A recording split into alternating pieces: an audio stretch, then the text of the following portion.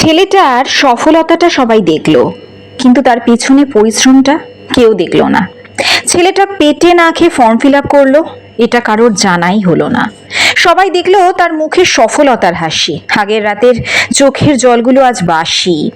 সাক্ষী আছে ওই দূর আকাশের চাঁদ আর নক্ষত্র, আর আছে সারি সারি খাতা, পেন আর বইপত্র। কারোর চোখেই পড়লো না তার অজানা ত্যাগ, কেউ জানলো না আজও তার শূন্য মানি ব্যাগ। তার বাবার দেওয়া ভরসা, মায়ের ভালোবাসা, তার অদম্য আকাশ ছোঁয়ার আশা। দাদা, সে যে বড্ড খুশি আজ সার্থক, স্কুল ছেড়ে কাজে ঢোকা হয়নি অনর্থক। মা বোন শখের জিনিস না কিনে রেখেছে টাকা তার বই কেনার জন্য। বাবার বয়স হয়েছে, কাজ করতে হয় কষ্ট, তবু বলেন তুই হোস না কখনো লক্ষ্যভ্রষ্ট।